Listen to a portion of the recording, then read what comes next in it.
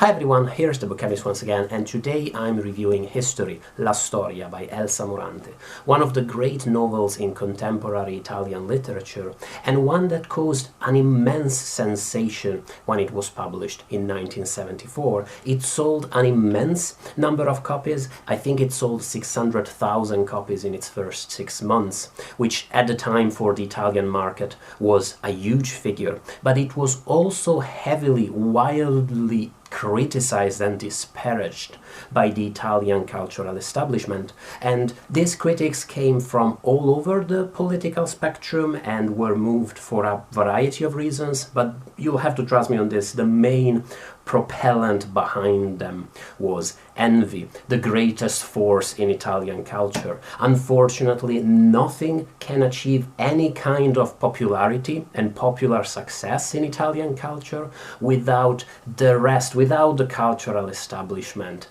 deciding unanimously that that's unworthy. Success in itself is seen as the greatest possible flow. And I'll post a link in the description box to a very interesting article that talks about the reception of History, the novel, when it came out. It's in Italian, but if you've read the novel, I highly recommend reading it to get a sense of how it was received and the kind of frankly silly criticisms that were moved against what's really a masterpiece of a novel. One thing that surprised me as I was reading History is that because of its themes and its concerns, but also because some elements of its style and especially of its narrative strategies, History has a twin on the other side of the Atlantic, a companion masterpiece, if you will, which is a novel I've been talking about a lot on my channel, and that's Gravity's Rainbow by Thomas Pynchon. The two books came out almost, well, they were written at the same time. History is from 1974, Gravity's Rainbow was published in 1973, and they are both concerned with, well, history, and in particular the hidden forces of history. History not just as this fight between great ideals and great men, but history actually as a constant dynamic of power, where the engines of power and the institutions that accumulate power move people and move the masses to accrue even more capital, even more power, even at the cost of causing immense suffering on the vast majority of the human race. And both of these books look in particular at World War II. They're both set in the years of World War II as a moment in history where the immense cruelty of the system, of this system, became most apparent.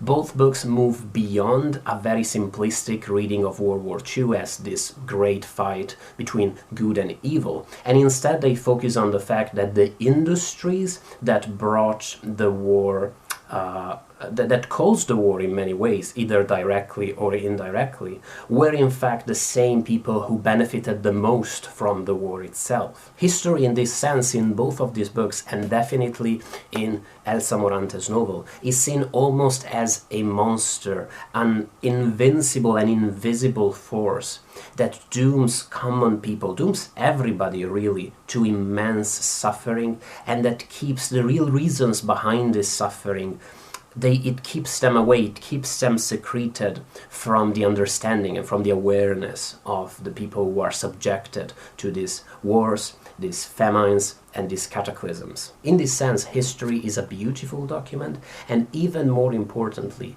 it's an invaluable anti-fascist statement. It's set in the final years of the Italian fascist regime, and it shows so convincingly and time after time and again how fascism at the end of the day is just a tool in the hands of power. It's a tool used by industries and by governments to keep people, and especially those people who hold the least power and the fewest resources, in check, and to turn them against one another, and to make sure they care about empty ideals of national superiority or racial purity, or the fact that they're better than whatever other sector of society who holds just as little power as them. It makes sure that they care about this stuff and distracts them from actually asking for an improvement in the way society is structured, asking for real change, change and better living conditions. For this reason, history is incredibly relevant these days, where fascism is rearing its ugly head across the world and these kinds of empty ideals are surfacing once again. And for this very reason, it pains me so much that a large part of the criticisms that were moved against the novel when it came out came from the left, the Italian cultural left. So history is obviously the background, but also, as I said, a kind of invisible, monstrous presence that permeates the novel. But the novel focuses specifically on a wide set of characters, but in particular on a small set of protagonists, a very small family in Rome, including Ida, a mother, a widow, who's raising a teenage boy, Nino, and who very early into the book gives birth to a second son, Giuseppe, and a couple of dogs in the course of the book will also join the family at various points. Possibly the most beautiful thing about history is how concretely it manages to transmit the real energy and the real strength of the forces that are propelling this family and these characters forward throughout moments of extreme suffering, of great difficulty, moments where they lose their home, they are living in a state of absolute poverty, and still these forces propel them forward and keep them alive. And the main one among these forces is hunger. By all means, you will look at that afternoon snack that you have every afternoon very differently after reading what a daily concern hunger and feeding your kids was. In Europe, only 80 years ago, only a couple of generations back. And hunger in the novel turns this teenage boy against his mother, turns him into a terrible bully, turns Ida herself, a very meek woman, into a kind of automaton even, a dehumanized force that just worries about acquiring enough food to keep her infant son, to keep Giuseppe alive. And in the same way, other forces propelling and giving these people the reasons to exist are described and transmitted as beautifully. And not all of these forces are terrible. One of the most beautiful ones is the love, the very simple love of life, of all life's manifestations, that animates Giuseppe, that animates this little boy, who, especially in the presence of animals and especially in the presence of his brother Nino, is always animated by an immense joy that he also finds in just walking around the streets of Rome for the first time, what an odyssey that looks like, or witnessing the stars, or meeting new people, and always considering every new person that he sees as a new friend, a new manifestation of just how awesome life is. The most energetic character in the book, and the one where these forces manifest themselves most impetuously, I think it's probably Nino, the teenage son in this family, Ninuzzo.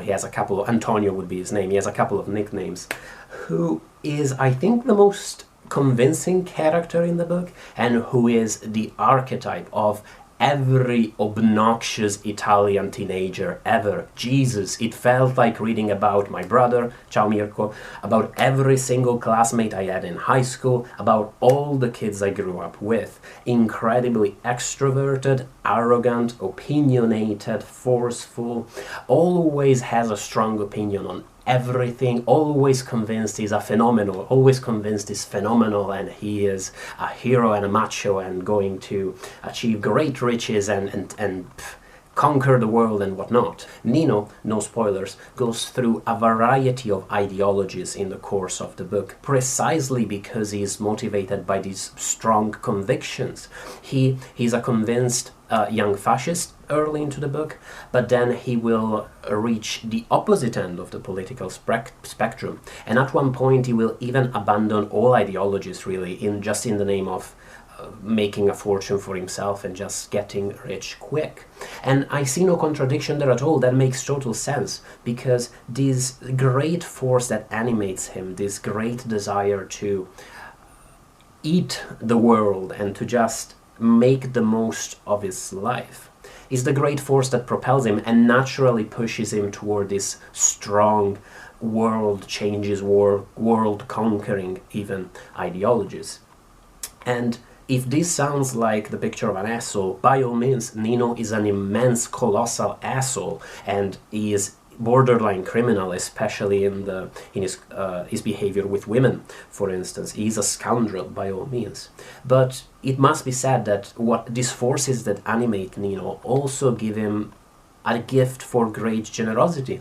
And in particular, Nino, throughout the entire book, he is madly in love with his little brother, with Giuseppe. Ever since he finds him in his apartment, he wasn't, well, the scene where he first finds Giuseppe is worth reading the novel just to experience it. Ever since that scene, he's animated by this beautiful love and friendship for this little creature. And in a way, his desire to protect Giuseppe and to make Giuseppe part of his successes and of Nino's riches and Nino's triumphs is luminous. And I don't think there's any denying that.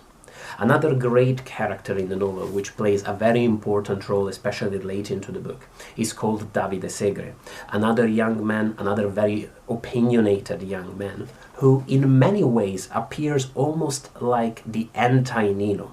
Because whereas Nino is so animated and ebullient in all circumstances, always wants people to like him, Davide is the very opposite. He's constantly sullen, he is extremely introverted. He, in his every interaction with other people, is always ashamed and aggressive all at once, and he is propelled by very dark thoughts that doom him and that haunt him throughout the entire book. But while this might appear again like the anti-Nino, in a way I think the two of them are the same. They are both trying to cope with an impossible reality, with the cataclysms of history, with the great injustices that they see happening all around them. First and foremost, the injustice that they don't have enough to eat and they don't really have a real roof above their head, and the basic needs of their life are not met, or at least not always. The way they cope with these great injustices manifests itself very differently, but makes them kindred spirits. In fact, the great unsaid in history and the great one of the things that I enjoyed the most in the book was the friendship between Nino and Davide. The two of them fight together during World War II, and their friendship survives the world.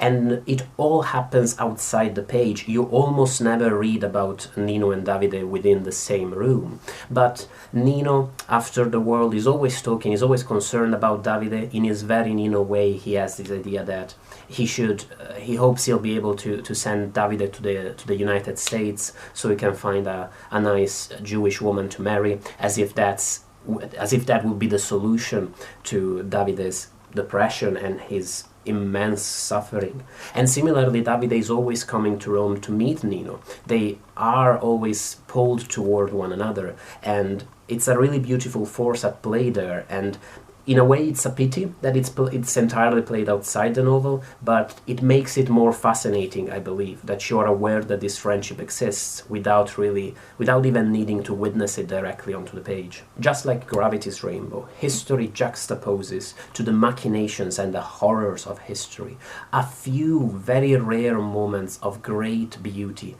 and hope even. But whereas these manifest themselves through a sort of surrealism, even supernatural occurrences in Gravity's Rainbow, where these hopeful moments are constituted in this space, these communes that exist outside history, where people try to reject ideas of power altogether. In history, these moments of beauty are captured through the dreamlike and childlike, almost fairy tale way that Giuseppe has of seeing and witnessing the world. It's in Giuseppe's consciousness, in this child's imagination and the way he sees the world as a source of endless wonder, that real happiness resides in history. And that's because Giuseppe doesn't really have an awareness of history. In fact, in the few moments in the book where Giuseppe is confronted with the great horrors occurring around him, the deportations of the Jewish population of Rome to the Nazi concentration camps, or the deprivations caused by war on the local population, the few moments where he is confronted with the reality of it, it's almost as if his mind cannot compute the extent of this pain and of this sorrow. His solace and his escape is granted by the natural world and by his companionship with Nino, and also especially toward the end of the book with animals, Bella in particular, this dog that he adopts, but really the dog adopts Giuseppe. The dog becomes almost a second mother to Giuseppe. And this leads us to the final bit of the novel, which was in a way rather puzzling. Again, I'm not going to spoil anything about the plot and the character's development, but I will just say this, which is that about 3/4 of the way into the novel, the narrative reaches a point where you would expect it to end, and instead there's still quite a lot of narrative to go. There's quite a lot of story to read, a lot of pages to go and chapters to experience. And I struggled with it ever so slightly, just because of that disconcerting, disorienting even feeling that the novel should have really ended according to the common rules of storytelling. It seemed like we'd reached the climax of the action a few pages back. I think that is actually brilliant, and I think there are two main reasons behind this. The first reason is that history reminds me a lot. It's in its structure, I think it closely resembles a novel I adored last year, which is Buddenbrooks by Thomas Mann, another novel that's concerned with the dynamics of history and their impact on a German family in the course of the 19th century, but where the final handful of chapters are entirely dedicated to following the youngest member of this family, and in particular the final stretch of pages follows him around on an average day where he goes to school, he comes back home, he plays the piano. The novel just follows him through a simple day.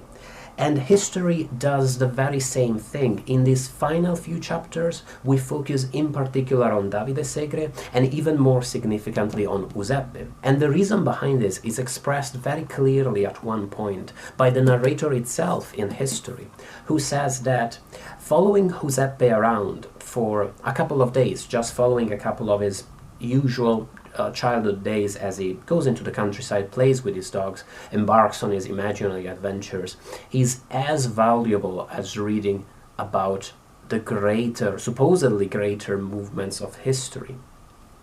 The individual lives of these very common people are as important and as fundamental, possibly more, than the great events that come to shape nations, capitals, and all these other representations of power.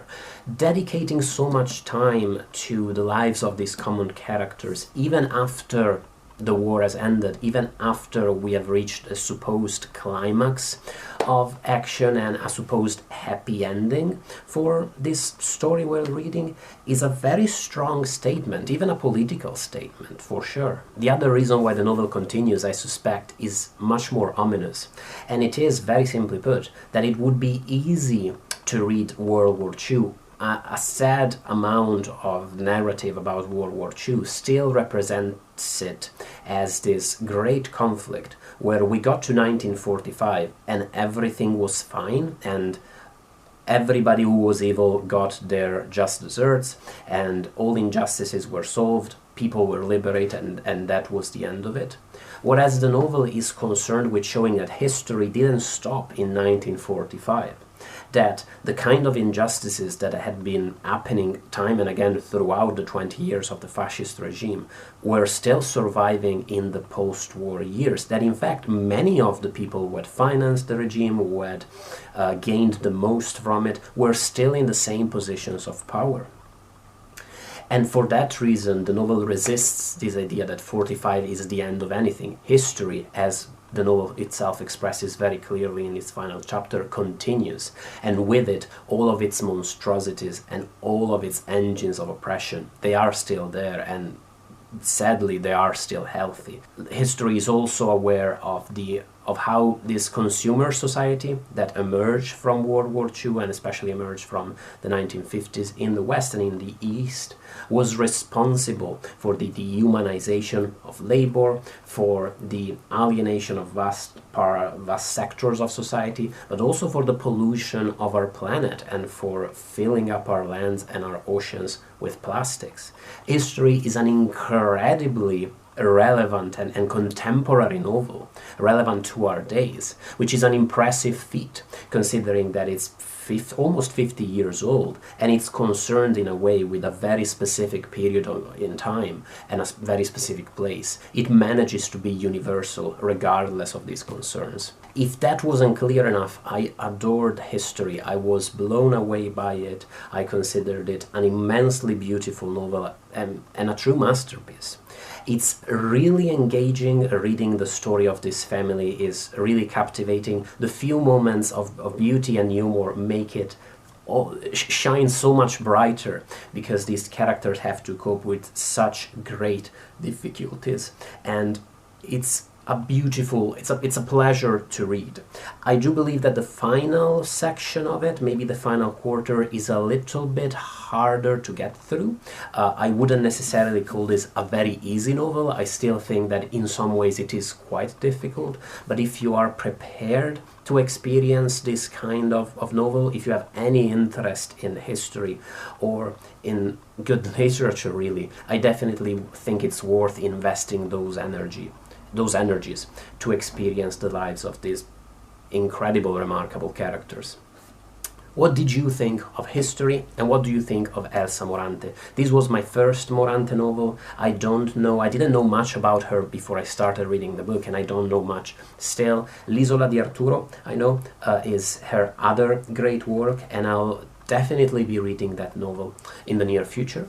And I look forward to discussing Morante and History in particular in the comment section. Oh, and if by any means you've read Gravity's Rainbow and liked it, because I'm sure a lot of you guys like your pension, read History, you're going to love it.